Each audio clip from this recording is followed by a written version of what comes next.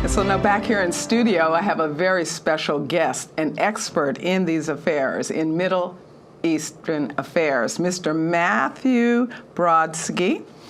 Is that correctly said? You have it right. All righty. I've got it right. And he's a senior fellow at both the Gold Institute for International Strategy and the Security Studies Group. He has a very long resume, so I brought all of it so that I can talk to you about some of the other details. But I'm going to be keeping Matthew over the panel, so I'll tell you more about him a little later because I want to get into this very important topic. Thank you for being here. Of course. It was historic, and you were there. It was incredible to be there, and it's a long time coming.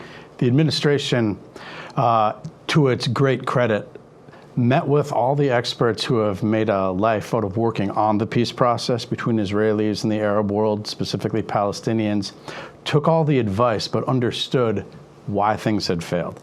And they decided to go about it in a different way, which makes sense because you shouldn't expect a different result if you failed doing the same thing over and over again. And their new approach was bold. It frankly capitalized on a lot of the mistakes that the Obama administration had made. All of the things that happened as a result in the region because of poor choices and poor deals that he made, the Trump administration and Jared Kushner's peace team were able to capitalize on.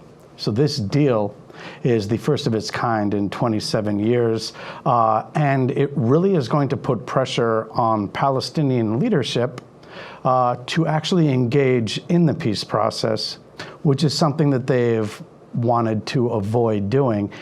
And it'll bring, I think, it'll bring the region closer to peace the more you have people interacting with people, economic agreements and security arrangements, and it accomplishes a long list of American tasks that I think is really going to be good for the United States, for Americans every day, and should be celebrated. It should, and for the region, for the people of the countries that even came to the table. But go back a little bit. I was talking to someone earlier, and they said they didn't know what the big deal was because they didn't even know why we needed a deal. So you mentioned the Obama administration, but go back a little bit more, maybe only for about a minute, into even what President Clinton tried to do and move us forward, just real quickly. So actually, there have been three major attempts where the U.S. put on the table the actual contours of a final peace agreement between Israelis and Palestinians. The first was the Oslo process, started in the early 90s, culminated with Clinton at Camp David in the summer of 2000, and then December of 2000 when he put down actual, what are now referred to as the Clinton parameters, the outlines of the state. And the Palestinians rejected all of it, walked away. Arafat just got up and walked away, and it was giving them a lot. Oh, yes. More than they will be getting. And then they started a terror war that lasted 4 or 5 years. That's right. After that, Ehud Olmert, Israel's prime minister in 2008, worked out another peace plan. And that was something that they walked away from. The Palestinian side did again. And then over the course of 2014, 2015, John Kerry, Secretary of State under Obama, again, the exact same thing happens. There have been three major attempts. The most significant one, of course, had been the one in 2000 under Clinton. Right. And interesting that this one, the Palestinians weren't at the table. You have two Arab states just say, we want to grow, we want to live. This is historic. That's important, and here's, first, the Palestinians weren't at the table because they didn't want to come to the table. Thanks for making that clear, because that is true. And because the peace plan that they put out in January was for Palestinians, and they also had this other deal with Arab states that they wanted to work on. The Palestinians have just rejected everything. But the comprehensive format, which I guess most Americans don't understand as much, is that the idea used to be from before the early 90s was the idea of a comprehensive peace, which is Israel makes peace with the entire Arab world, including Palestinians. Right. Now, what that does, if you understand any of the Arab states, is it gives the lowest common denominator, the worst terrorist, veto power. That's right. That's right. So you can't do that, you can't really. Do that. Right. You can't do that. So, when you have a 2-year-old, you cannot negotiate with them as if they're 20 years old. I'm glad to keep you over for our panel discussion because you're so knowledgeable.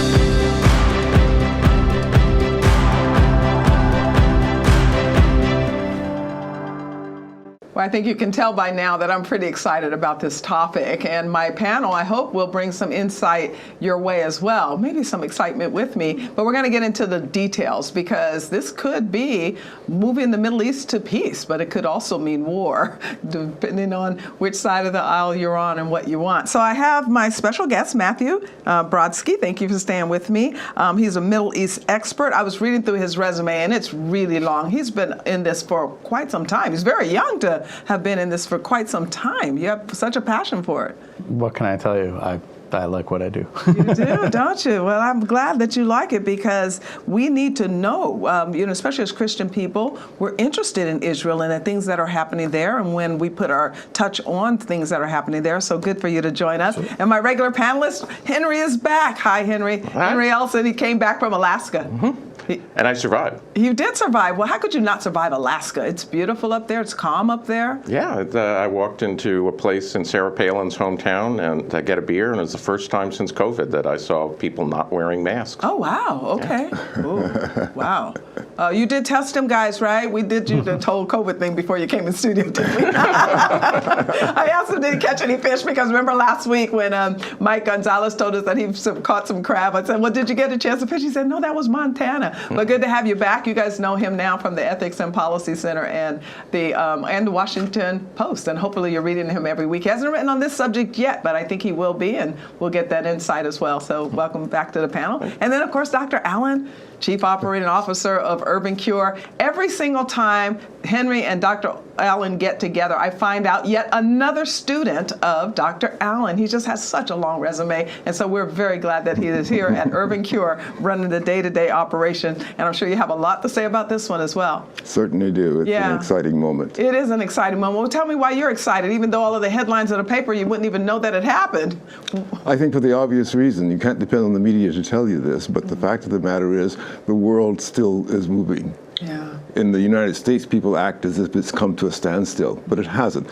And the administration, which for the first time in our history has been able to do things while under the most immense pressure any administration has ever faced, is an incredible story. It is. That is a story in itself, but on something of this magnitude. Yeah. No wonder they've offered him the Nobel Peace Prize, which you might be able to speak into a little bit, Matthew. Well, I mean, see, if you're me, it's a double-edged sword, right? Okay. Because I recall the headlines in the birth of the Oslo process, the historic handshake between Yasser Arafat and Yitzhak Rabin on the South Lawn of the White House. And that was supposed to herald in two peacemakers and end the conflict. But Arafat proved to be a terrorist, an arch-terrorist, unable to prevent that, and yet he won the Nobel Peace Prize. So whenever I hear Nobel Peace Prize things, I think to myself, I can't help but grumble under my breath. But I just don't think that Republicans, non-globalists, don't tend to win peace prizes, and that's just the reality. And the fact is, amongst of the many things that the deal was that we just recently saw from the White House, it is also a celebration of nation states acting on behalf of sovereign interests. Wow. And that's why it was allowed to happen. Well, that's good. And I don't know, Henry, does he care whether he gets the prize or not, because he'll spend a lot of his speech time talking about how he was on the list to get the prize and how they didn't give it to him. So we're not worried about that too much. What I am concerned about, though, is the response of the Palestinian people and others that keep saying that they lost in this deal, that this was a rejection of their state, and they're having a little pity party right now. In fact, I think there have been, about 15 or 16 incidents already where people have been injured. Look, the Palestinian leadership has been in denial about the realities of the Middle East for over 20 years. That the fact is they continue to insist on the return of what they call refugees from the 1948 war. That's not going to happen. They continue to demand a return to the boundaries that existed before the 1967 war. That's not going to happen. They insist on things as non-negotiables. deals on their side that are in fact non-negotiable from the Israeli side. And what they've done with their intransigence is box themselves in so that they have smaller and smaller control over the territory they once could have exercised some sovereignty over, and they are losing their financial backers. This is, from the Palestinian perspective, the reason they lose this deal is because they've been being kept afloat by subsidies from Arab oil nations, from European nations, from international agencies in the United States. What the United States and these entities are finally telling them is, no more. We have our own interest. We're not going to sacrifice our interest for your interest, particularly when you don't even understand your own interest. That's right. And that means that ultimately they're going to either have to make a deal that will be much worse than they would have gotten 25 years ago, or they're going to be shriveling up into a non-entity as people abandon them in their own national self-interest. Or just go live, just get a life, because this is not impossible. You can be free to make good choices. And so I think part of my fascination in this, Dr. Allen, is not just as a born-again Christian who has orders to pray for the protection and the peace of Israel, but also because we hear similar rhetoric out of the black communities here in our poorer communities that my problems are someone else's fault. And this is what we keep hearing from the Palestinians. As Henry just pointed to, nothing seems to satisfy because our problems are someone else's fault. I mean, can you speak into that a moment as what should the people of Palestine, not the leaders, the people themselves be thinking about when they see the rest of the Arab world deciding maybe we're going to move on for the economic interest of our people? Well, it's interesting to me that you place it in the context of our own domestic trials because, in a way, it is similar. What you have is a clientele class which is utterly dependent upon having funders come from elsewhere to sustain them in power. But in order to make that work, they must have those who are subject to their continuing authority. So whether it's in Palestine or here in the United States, there is that intermediary group, that clientele class, which sells its services to those who provide the funds, and those services require them to keep the people beneath them in subjection. So breaking out of this in Palestine means awakening to the fact that there is no Palestinian state. Right. We talk about it as a dream, as a vision. There is none. Right. There are a Palestinian people who are not free, and they will not become free until they break free from this clientelism which is running their lives. Right. That's an interesting point because, Matthew, they did have that opportunity. I mean, we've seen several times to where the ball was in their court, and rather than take advantage of it, they were dismissive. And so when President Trump put David Friedman as the ambassador, who would never spoke of a two-state, this became very contentious here in our country. Tell us a little about what you might know about that moment, why the people just keep insisting on allowing these leaders to take them down a path that is not going to better their lives. Well, first, I have to say I couldn't agree more with what both of these guests have said. And the important factor here, which makes this approach different, is that the administration, when it came in, decided to deal with the mythologies. That's important. The amount of mythologies that have developed in this peace process, as he laid out, exactly correct. Palestinians, from their leaders still tell them that they will have the return of millions and millions of refugees, which would swallow up the entire state of Israel. So to say that, like, all we want is the return of the refugees is to say we want the destruction of Israel. Right. That's just not going to happen. That is the type of thing that until you have a Palestinian side that is capable of having a red line anywhere close to what can be matched by Israel, there's not going to be a lot of progress. So this approach is to, again, have it based on reality, but once again, make it clear that time is not on your side. Right. The train is leaving the station. Everyone else has gotten on board. And as you pointed out very well, less is available. The Clinton parameters of 2000, they were on the table then. They're not anymore. Not anymore. Yeah, it was interesting, Henry, to see that a deal maker. I mean, some people are like, this is fascinating that this is happening under a deal maker to say, well, here are the parameters. I'm sorry, no, that's not even on the table. And to basically say that we'll work with the one state right now. And I think for the larger Arab countries, they are prosperous, and we keep hearing that, oh, well, they're just the wealthy and this is all about money in an election year. But for them to finally say, we must recognize Israel as a state, what is this going to do with Iran and some of the communist interests that are in that area and even in Africa? Well, that's one of the larger questions that we need to be looking at. Is as much as we in America like to focus on the Israeli-Palestinian question, this is as much about forming a cross-faith or interfaith international alliance against Iran. Is that the Gulf states have an interest in finding a nation in the region that is militarily powerful and technologically advanced that can be as reliable or more reliable than the United States in their battle against Iran. And Israel is the only country that fits that. Yeah. And that means that if they want to maintain their independence from Iran, they need to have a stable partner. And that only stable partner is Israel. They're finally recognizing that. And this is what this is more important towards, is the formation, as Matthew said, of nations acting in their own national interest. Okay. And it means that Iran, not the Palestinian conflict, not the dispute with the existence of Israel, is more important to these nations now. And as far as we can see, it will remain more important for that throughout the remainder of our lifetimes, unless and until the regime in Tehran is finally overthrown. Yes, well, and that's what's going to happen. I don't think that they're going to be one to say, well, maybe we ought to grow up as well. But this is interesting.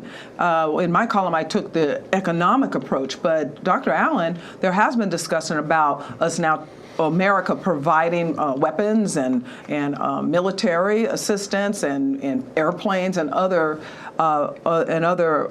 factors, defense types of product. So what I'm hearing Henry say, I think, is that was also a big deal on the table to say our interests against Iran may even supersede the economic interests. Is that what I'm hearing? Oh, without a doubt. The interests in geopolitical terms are the most important interests. Okay. Economics plays a role in that and structuring it. But the military plays an even more important role. Okay. Think of the outline as it stands at the moment, between Iran, Syria to Palestine. Syria falling apart in the middle between the two. Isolating the Palestinians is the beginning of the process that leads ultimately to isolating Iran. And with Syria falling apart, the opportunity arises in what is still in significant dimensions of Sunni territory to bring the growing rapprochement with Israel even into the heart of Syria. If that happens, then you've shut the door to Palestine from Iran, you've finally isolated Iran, and you can restructure that entire region. God, this is a huge deal then, because most of what we're hearing is that the Palestinians are just an underdog. They've just been mistreated since Israelis return and Jews return. Now I'm hearing that these countries they got a little bit of chutzpah themselves and say, wait a minute, we can't keep in this battle for something that, as you're pointing out, Matthew, will never happen. It's just not going to happen. Well, they need to have reasonable understanding of what is available to them and what they can have. And finally, some of the Arab neighbors are waking up to that reality. Another reality that they've woken up to is, like, again, I'd said at the beginning of our interview that this administration capitalized on a lot of the mistakes of the previous administration in foreign policy. So the biggest one was the nuclear deal with Iran. That scared Israel and all these Gulf states into growing closer together and to seeing, okay, who is going to stand with us against Iran? Because it's not the U.S. under the Obama administration or under what would appear like an Obama second administration with Biden. They've also noticed that in the past few years, when it comes to fighting back against Iran, the U.S. wasn't with military authorization in the Middle East to fight back against Iran in Syria, which is one of the most active battlefields where Iran has been president. And who is the country that has been knocking the sense out of Iran at every turn? Israel inside of Syria has been carrying out strikes. Precisely. So these Arab states are understanding this and saying, we want to stand with that. That's interesting. And Henry's even agreeing. I know that some of my that watching this and trying to follow it, they will get it all coming to a head with us. But I know you're wondering what this is in front of everybody. We're going to talk about it right after this break, because you may be here for the first time that this is even on the table. I'll be right back. My guests have a lot to say about this piece of paper in front of them. I saw this and thought, because maybe this is the first time you're even hearing that this historic moment happened. So I do still have my Matthew Brodsky. Thank you for staying with us on this panel where we're going to look at community response. Matthew Brodsky is a Middle East expert. He's a senior fellow at both the Gold Institute of International Strategies and the Security Studies Group. I don't have to tell you a lot about it because you can look it up now. I'm so glad that everybody can look up stuff. You don't have to read these long resumes anymore. And then Henry Olsen's back with us. Thank you again. Washington Post, Ethics and Public Policy Center, you know them. And I am so glad that you are here because I know that you're going to be doing a whole lot of traveling over these next few weeks because of elections. So I want to get some insight in that and what we should be thinking about there. And then Dr. Allen, thank you. Always here, because he's working right here at urbancure.org. And I hope you have had a chance to look at what that work is. So thank you. And let's get into this a little bit. How come a whole lot of people don't know? This little sheet is looking at the entire front page of every single article. This is the New York Times from, Levin and Arafat seal their accord as Clinton applauds brave gamble. Big picture. Now I'm trying to find the news that we are talking about on the front page. Oh, it's not even there. It's not even squinch it. But it is kind of there.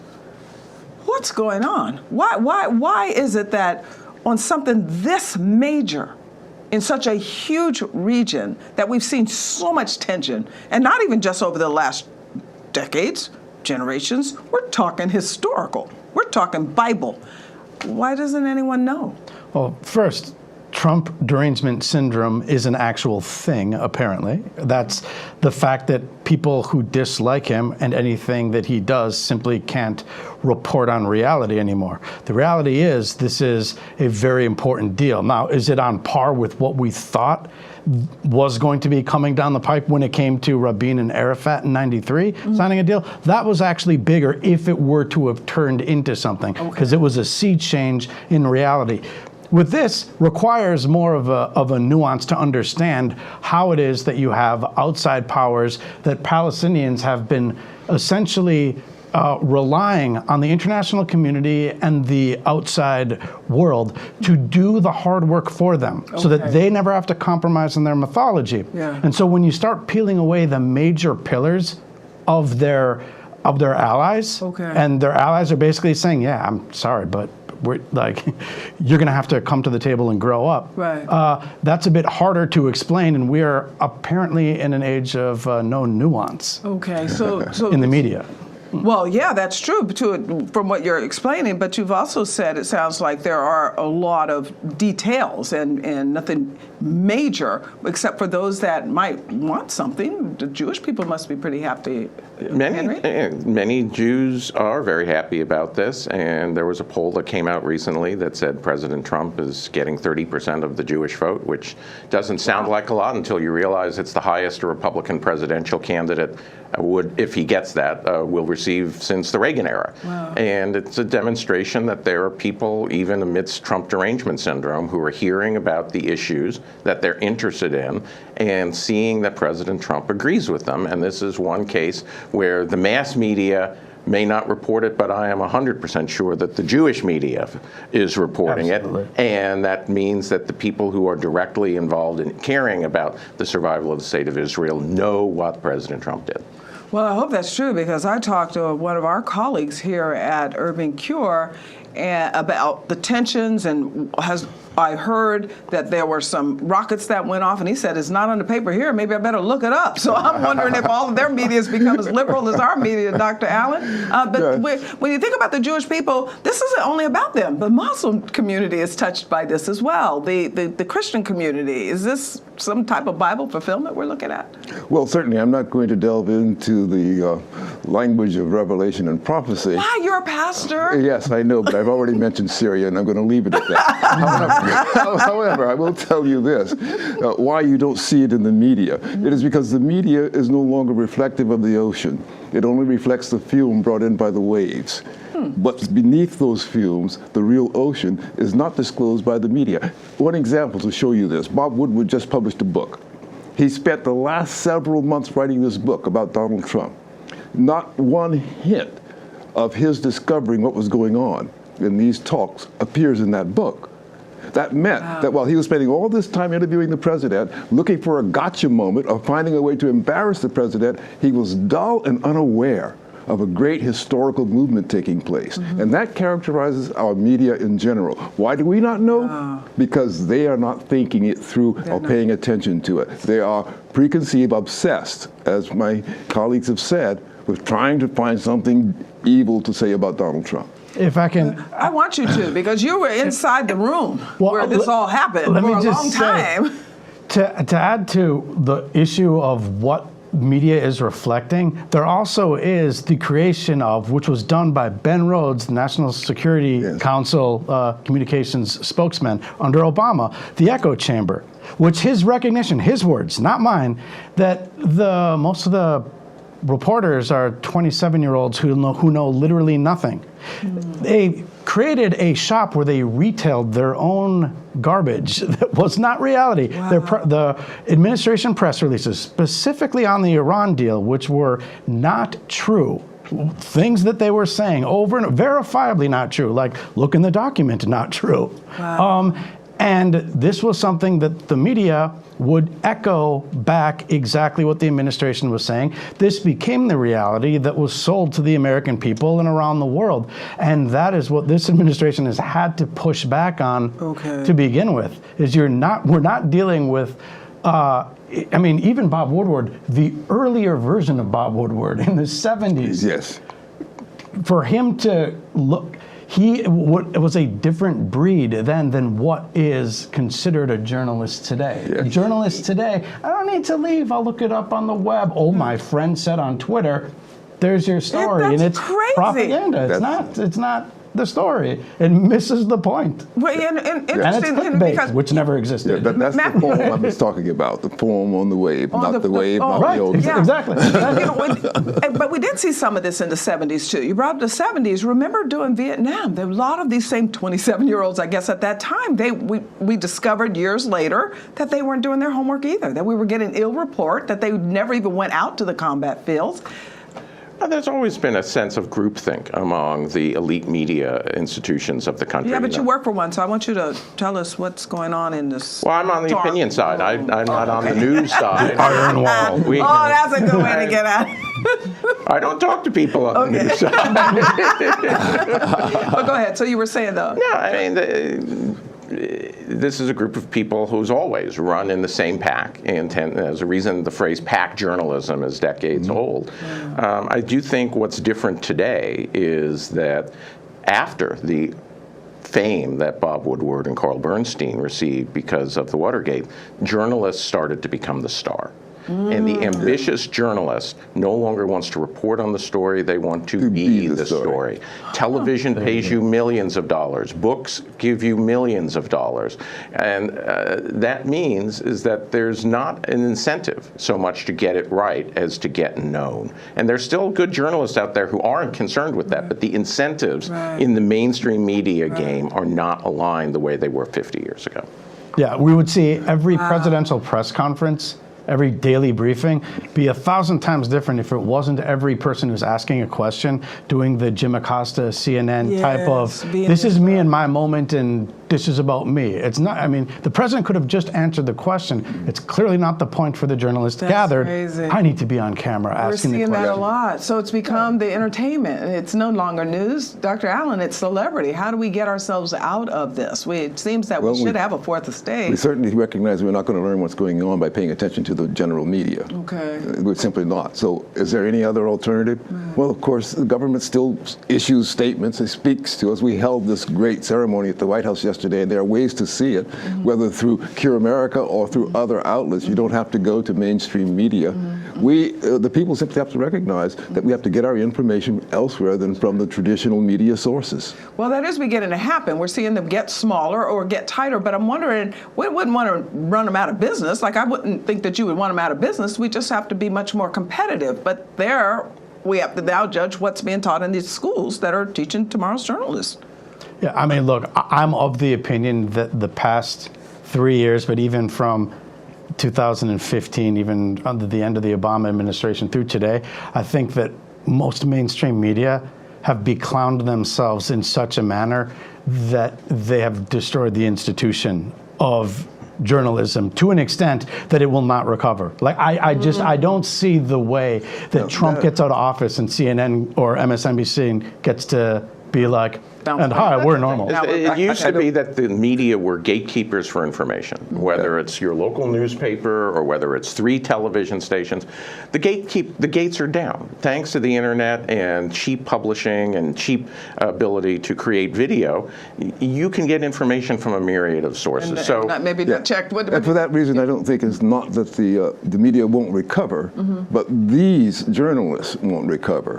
But they'll be replaced, and there'll be other outlets and other forms of information that will come to the surface. Because, like the Palestinians are experiencing, these people are actually painting themselves into a corner with their intransigence, and they will therefore ultimately become irrelevant.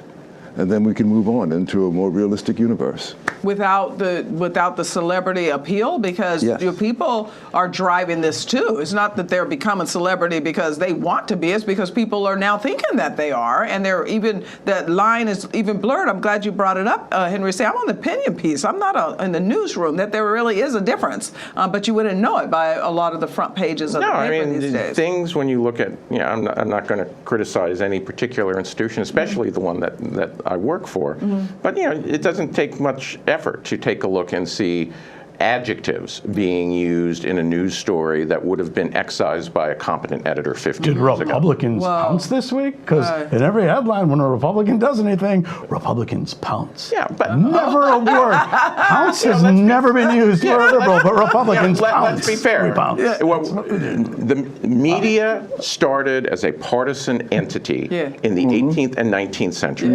It only propaganda. It was partisan. As Jefferson and Hamilton setting up competing party newspapers. It stayed partisan in most of the rest of the world. We had a brief period where we had a hegemony of basically reasonably responsible center-left journalists, and we are now back to journalism's roots, which is it is an aggressive, competitive, largely partisan field, and as long as we defend the First Amendment, sources will come up that will give different types of people the information that they're interested in.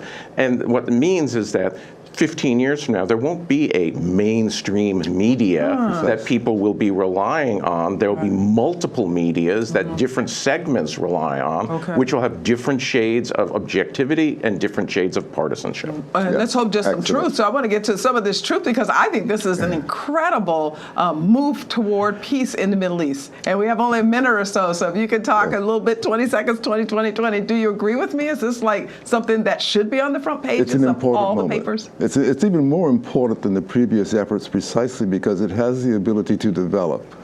You can do no more than this and still have done something. But having done it, you can still do more. So that it isn't front-loaded. I think that's what's happening. I mean, the ink was not even dry with the UAE, and then here comes Bahrain. Yes.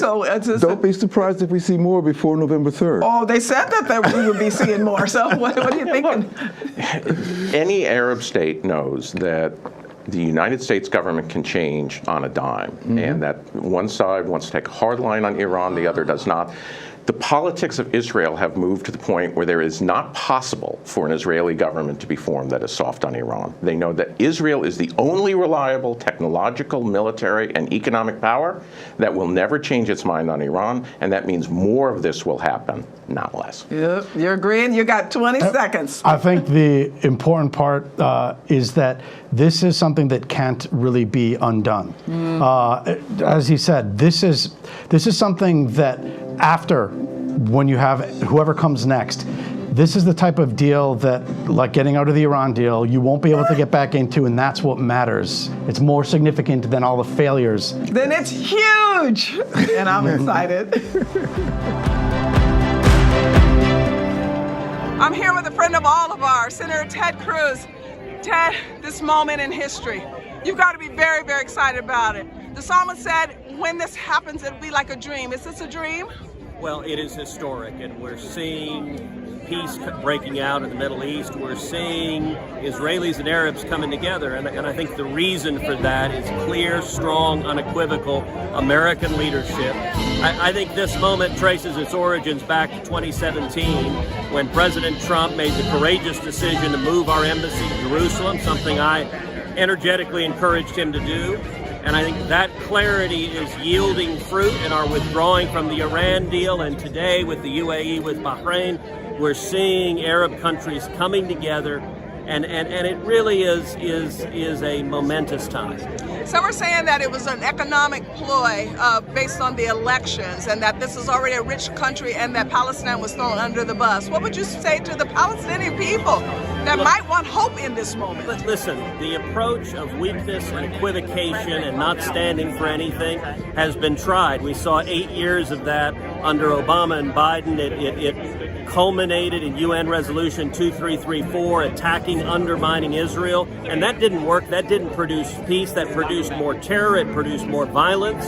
What works is clarity and ambiguity. We stand with our friend and ally, the State of Israel, and one of the reasons you're seeing Arab countries coming together is recognizing that they want to stand with America, and if we stand united, we're safer, they're safer, the world's safer. What a day. Yeah, historic day. Not just a good day, a fantastic day. This is one of those days that decades from now, people will continue to be able to look back and say there was a breakthrough in peace in the Middle East. And so very, very significant day. Israel in its history has had 2 peace accords with Arab nations. We had 2 more just today, and with the conversation of more to come. So very significant breakthrough.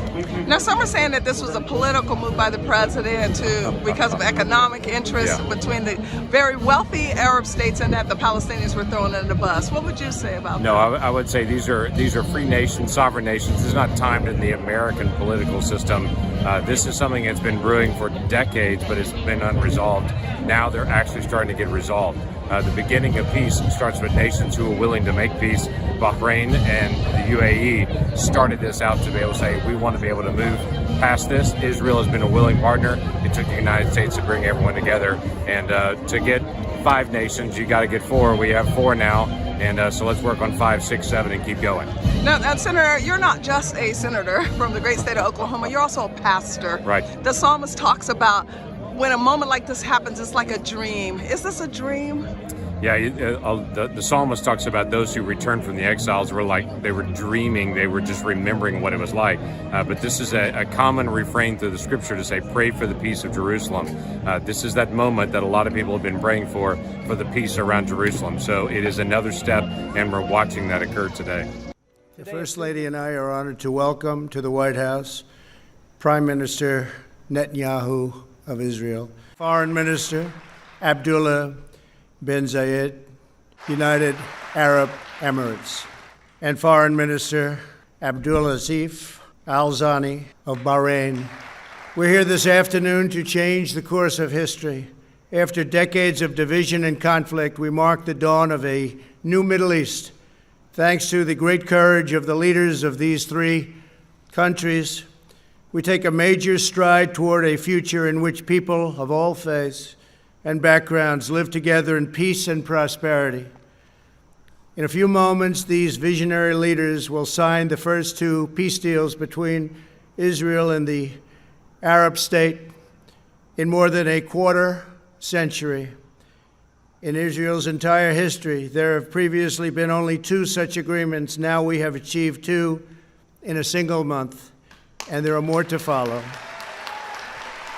Israel, the United Arab Emirates, and Bahrain will establish embassies, exchange ambassadors, and begin to cooperate and work together so strongly to cooperate as partners across the broad range of sectors, from tourism to trade and healthcare to security.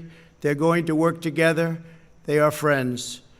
The Abraham Accords also opened the door for Muslims around the world to visit the historic sites in Israel and to peacefully pray at Al-Aqsa Mosque in Jerusalem, the third holiest site in Islam.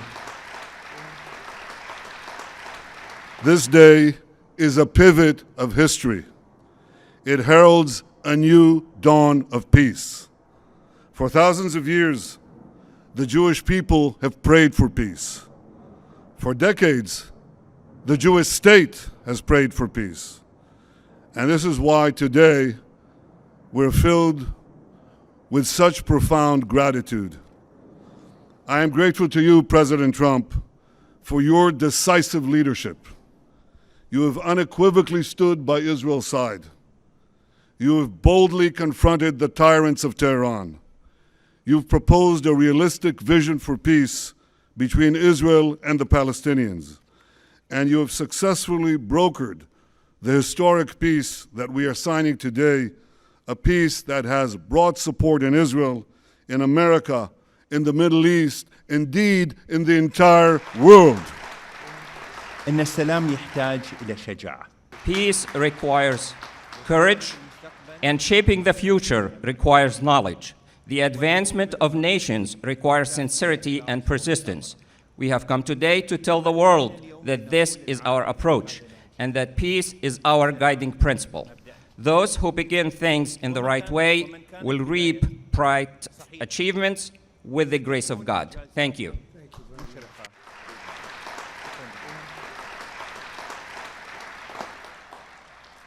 For too long, the Middle East has been set back by conflict and mistrust, causing untold destruction and thwarting the potential of generations of our best and brightest young people. Now, I'm convinced we have the opportunity to change that. Today's declaration was made possible by the vision, courage, and commitment of His Majesty King Hamad bin Isa Al Khalifa, who, supported by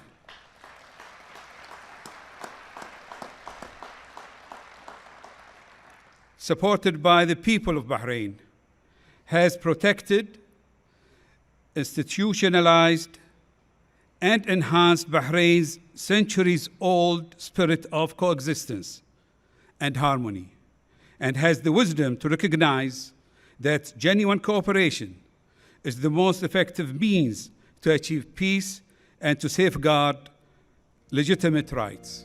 Today's agreement is an important first step, and it is now incumbent on us to work urgently and actively to bring about the lasting peace and security our peoples deserve.